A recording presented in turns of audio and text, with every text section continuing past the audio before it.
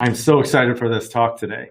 This is evidence-based decision-making, and I can't think from my own personal experience anything that would be more valid for me to talk about today than the importance of evidence-based decision-making.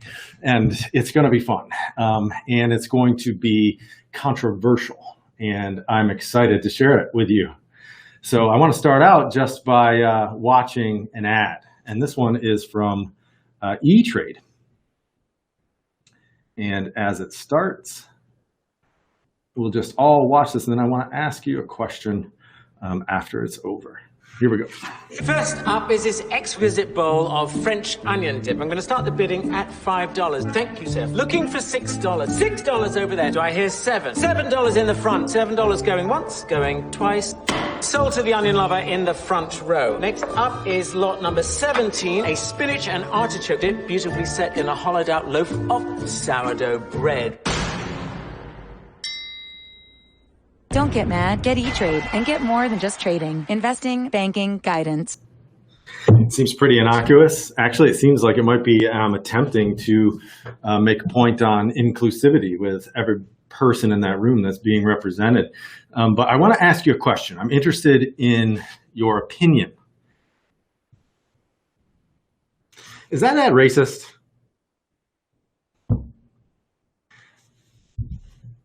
I want your opinion on that. Well, let me phrase it a different way. Is that ad inclusive? I want your opinion on that. That's opinion-based questioning, right? Tell me if that ad's racist. What's your opinion? Tell me if that ad's inclusive. What's your opinion?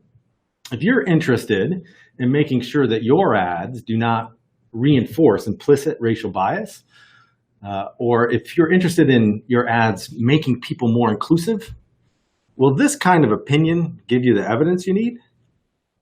You already know my position on this by the way I'm phrasing that question and the look on my face while I'm saying it, right? But sometimes having the right data makes all the difference.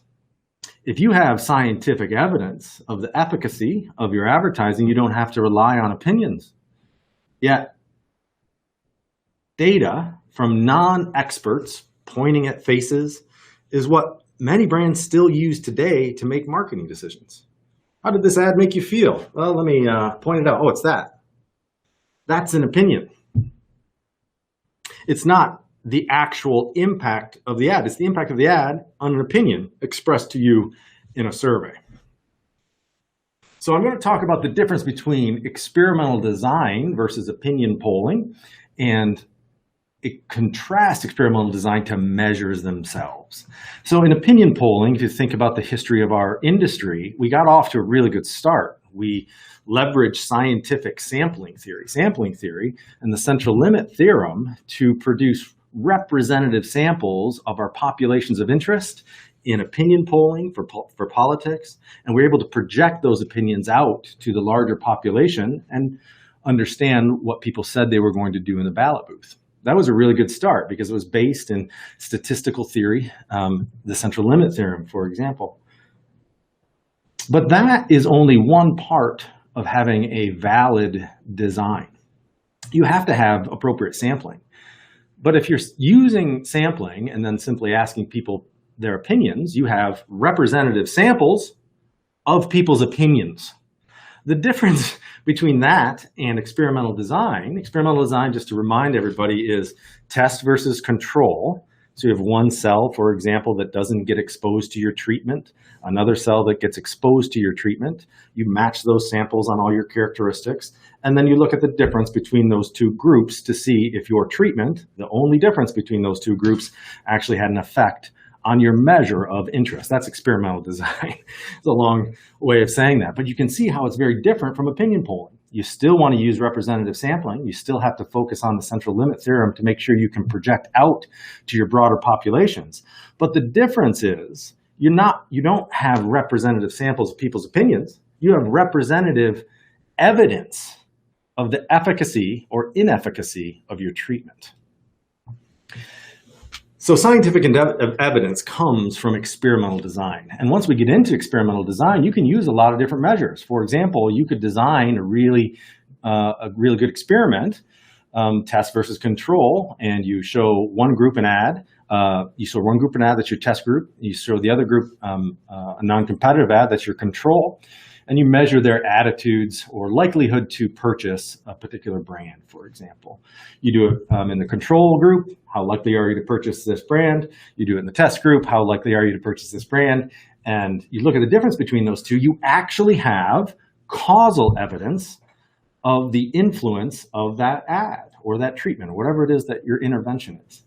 But there's where the distinction between experimental design and measures is so important. Because what you have in that situation is experimental evidence, scientific evidence of the effect on a likelihood to purchase question. That's the measure. If that measure is not predictive of the behavior you're interested in the marketplace, even if that scientific evidence is not much use, not of much use to you. So separate measures like explicit questions and choice-based conjoint and facial action coding and implicit response and fMRI and EEG. Separate all those measures from experimental design, because as an industry, we've got to take two steps. We have to go from opinion polling and basing go-no marketing decisions on people's opinions, and these are non-experts, to experimental evidence of the efficacy of our work.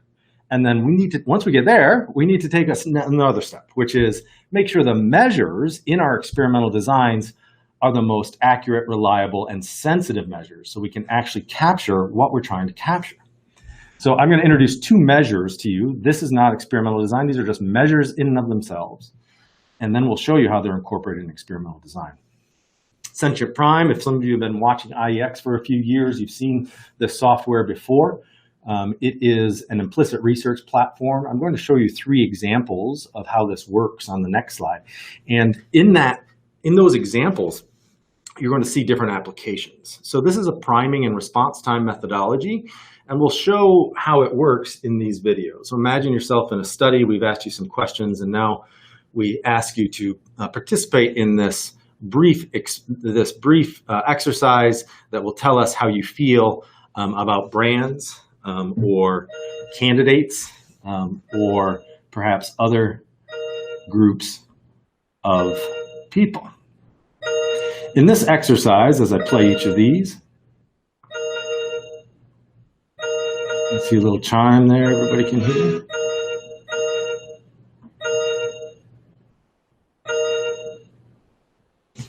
You see that primes are coming on the screen, and they're influencing people's ability to make these judgments on these emotions that appear after the prime.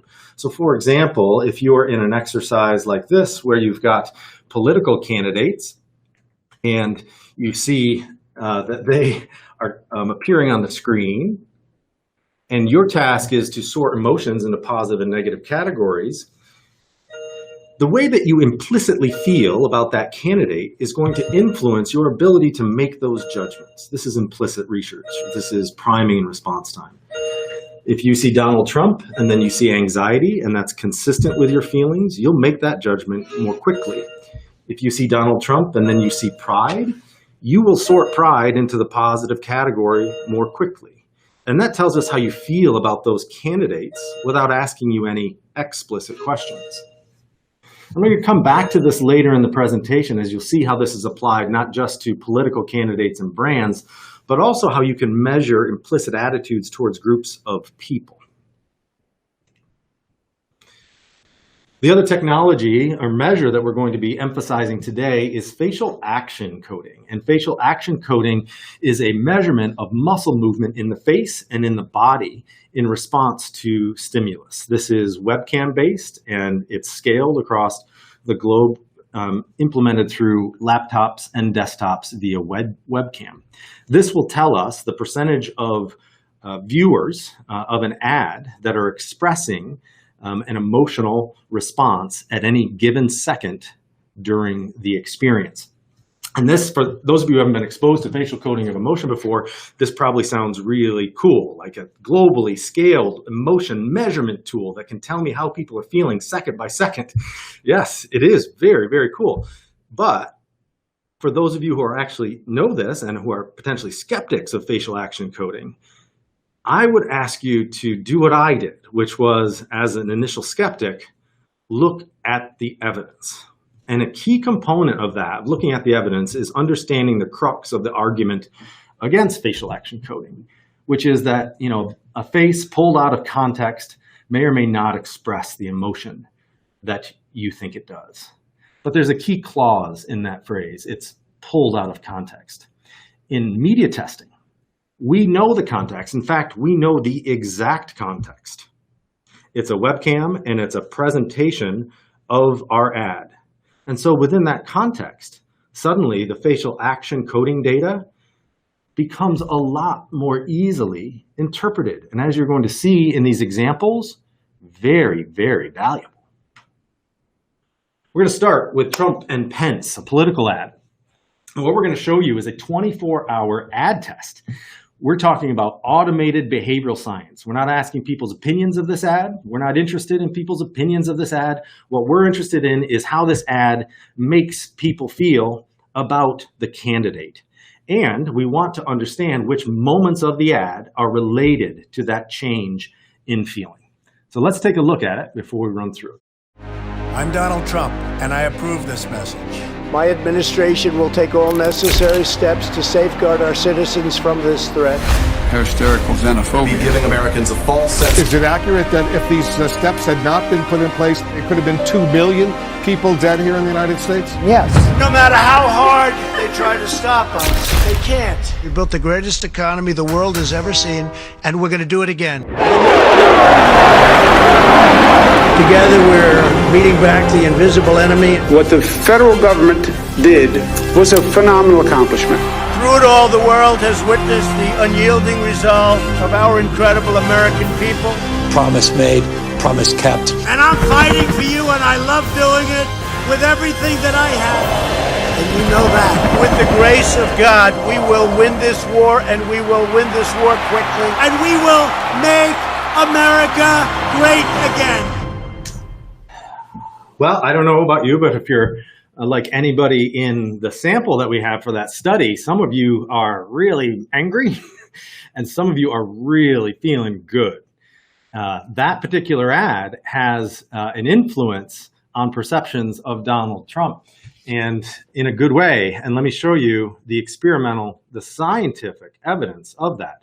Single exposure to that ad. We measured implicit attitudes towards Donald Trump before showing that ad. We measured implicit attitudes towards Donald Trump after showing that ad. We have causal change in implicit attitudes towards Donald Trump. What that means is we have scientific evidence of the causal impact of this advertising on the memory structures of viewers toward Donald Trump. Here's what that data shows us. On this scale, you're going to see a lot of them. We've truncated the range, which is 0 to 200, to 85 to 115 to try to show you the normative range and how these data variables tend to act in response to stimulus. 100 is essentially neutral on this scale, neither a positive nor negative emotional implicit association with Donald Trump. Below 100 is a significant negative reaction. As you can see, and above 100 would be a positive implicit association with Trump. In this particular example, in the sample, you can see before exposure, the U.S. representative general population sample, so not state by state. 86.6 is a significant negative automatic implicit emotional response towards Donald Trump. But that is statistically analyzable. And as you can see, through that asterisk there with a 95% confidence level, we know that implicit associations with Trump improve after a single exposure to that ad. And that's overall emotional appeal. He moves from very negative to significantly less negative.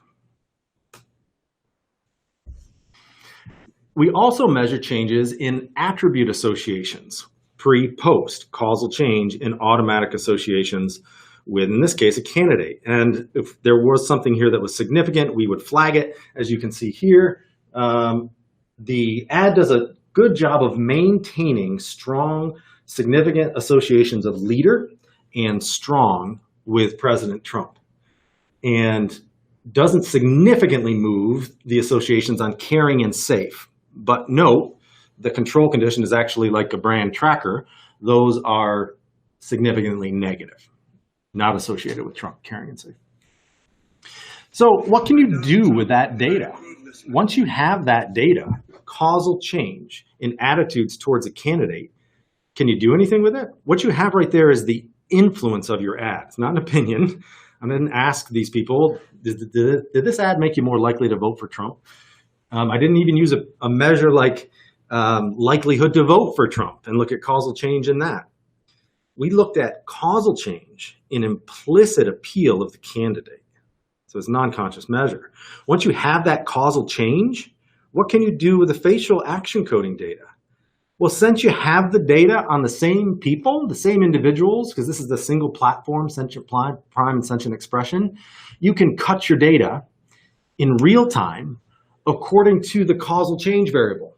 What that allows you to do is see how the group that ended up with more appeal reacted emotionally, and the group who ended up with less appeal. How did they react emotionally? On the scale of facial action coding, you're going to see above 0 as a positive emotional reaction, and below 0 is a negative emotional reaction.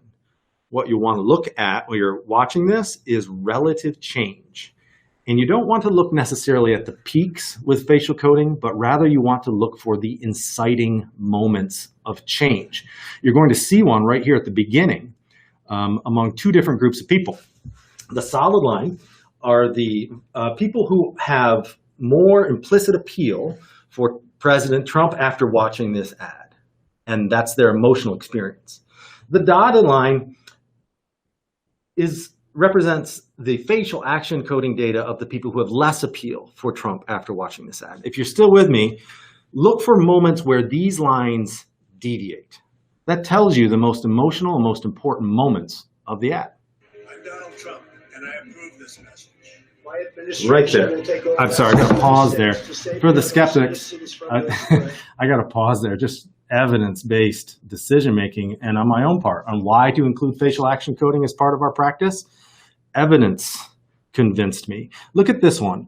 Less appeal is the dotted line.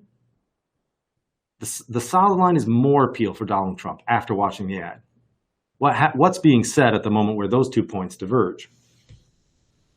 Going back there, can't miss that after that setup, right? Here we go. There it is. I'm Donald Trump, and I approve this message. My administration will take all necessary steps to safeguard just make sure we got that point right. If there's an argument that facial action coding is qualitative in nature, or if facial action coding is not sensitive, I mean, look at the evidence. First of all, it's quantitative. This is 30 measures per second. Quantitative data of facial action muscle movement. It is quantitative, it's not qualitative. It's quantitative data, and it's among a representative sample. So we got that right. US general population sampling theory got right. But it's also a very sensitive measure. Look at how it picks up the differences in the attitude, in the emotional experience of the people who have different changes in attitudes following this ad. Americans a false sense. Is it accurate that if these steps had not been put in place, there could have been 2 million people dead here in the United States? Yes. No matter how hard they try to stop us. It's just way too interesting to not stop. They put Sanjay Gupta up on the screen, really a beloved figure on the left. And they show him making a claim that without President Trump's decision-making, there would have been potentially 2 million people dead in the US. I told you this was going to be a controversial presentation, but look at the difference between people who have more appeal for Trump after watching this ad versus those people who have less appeal. Is facial action coding sensitive? Is it valuable? Does this tell the Trump campaign that that's a really good moment to include in there? Yep. In the 30-second cut down of this 60, don't lose that moment if you're on the Trump campaign. The greatest economy the world has has ever seen, and we're going to do it again. Together, we're beating back the invisible enemy. What the federal government did was a phenomenal accomplishment. There it is again on Cuomo. Unyielding resolve of our incredible American people. Promise made, promise kept. And I'm fighting for you, and I love doing it with everything that I have. You know that. With the grace of God, we will win this war, and we will win this war quickly, and we will make America great again. Man, the strong music and the rocket, the military sign with the jets flying over it. That's just such an emotional moment. And you can see how it resonates with that audience that has more appeal for Trump afterward. Let's look at a contrasting example from Biden and Harris. Same design, pre-post, We're at a crossroads. causal change. We've seen what can happen when we elect a leader determined to divide us.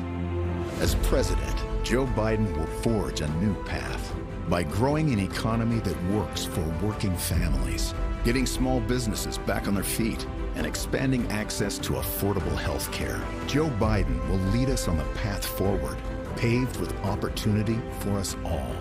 I'm Joe Biden, and I approve this message. All right.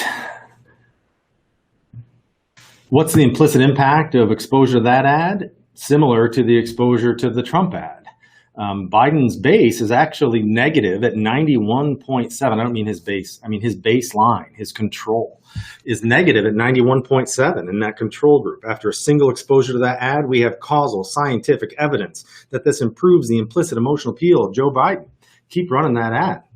What does it do if you're Joe Biden's campaign? Keep running that ad. What does it do for specific attributes? Well, here you can see the automatic associations of leader, strong, caring, and safe. Before the ad, Joe Biden is on par with Trump in terms of leader, but he actually trails him on strong, on strength. Single exposure to this ad doesn't significantly affect leader, does lift strong, really impacts caring, and really impacts feelings of safety with Joe Biden. So now that we've got causal change in not just emotional appeal, but causal change in an attribute of this candidate, let's take a look at the facial action coding among those people who felt more safe with Biden after watching that ad. Right now, we're at a crossroads. We've seen what can happen when we elect a leader determined to divide us. As president, Joe Biden will forge a new path by growing an economy that works for working families, getting small businesses back on their feet, and expanding access to affordable health care. Joe Biden will lead us on the path forward, paved with opportunity for us all. I'm Joe Biden, and I approve this message. Really interesting. Again, the white line is just all people, so you can see the overall response of the entire sample to that ad. Gives you insight into the key moments. And if you look at that dip at the beginning, you see this dip down here. This is going into the negative territory, especially among those people who feel more safe at the end. If you've never dealt with this kind of data before, that may seem unusual. It may seem like counterintuitive. How is it that people who feel more safe are feeling these negative emotions? Well, this is a critical component of interpreting facial action coding and really any kind of emotional measurement that's trying to give you insight into the emotional narrative of the ad. This negative engagement is really good because it's the setup.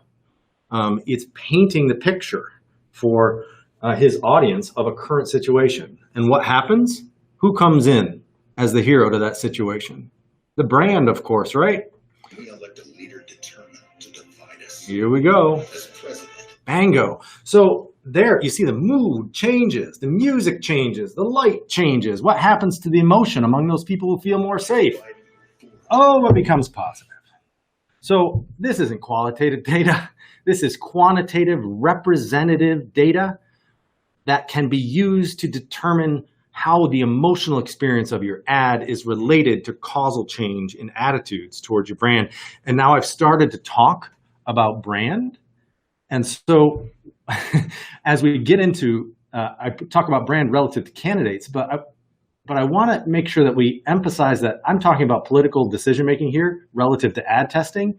This argument really needs to be made for all of marketing go, no-go decisions. We don't have to rely on people's opinions about whether our ad will work or about whether this has potential to influence people in a positive or negative way for implicit racial bias.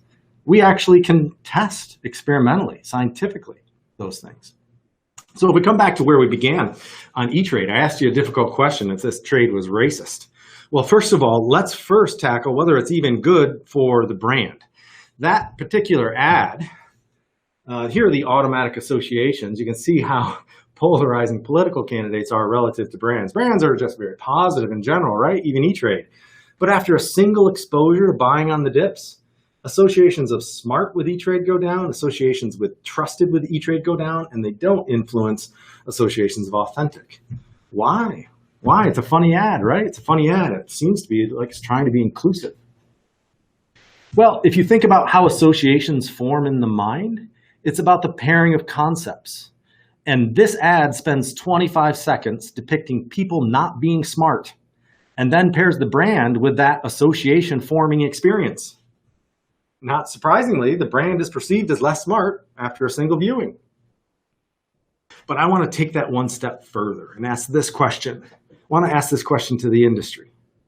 What if brand performance wasn't the only KPI of our advertising? What if decreasing implicit racial bias was one of your advertising KPIs?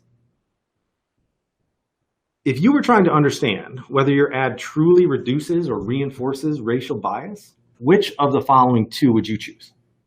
Scientific evidence of the true implicit bias impact, or opinions on whether the ad will impact implicit bias? Single exposure. I asked you the question. I said I wasn't really interested in your opinion. The reason I say that is because I'm interested in this data right here. This is experimental evidence of causal change in negative implicit attitude towards Black women after a single exposure to that ad. Why? The Black couple is the couple who wins the farce. They are, in that farce, the most foolish. And that moment where she gives that look provides a negative emotional response among those people who feel less inclusive towards Black women after watching this ad. If you had that data in 24 hours, maybe you might replace that ad while you recut the edit. Or maybe you might replace it altogether because it's not good for your brand either. Let's change the way we evaluate marketing efficacy. We see that as the beginning, scientific evidence-based marketing decision-making delivered in immersive dashboards generated from automated behavioral science platforms.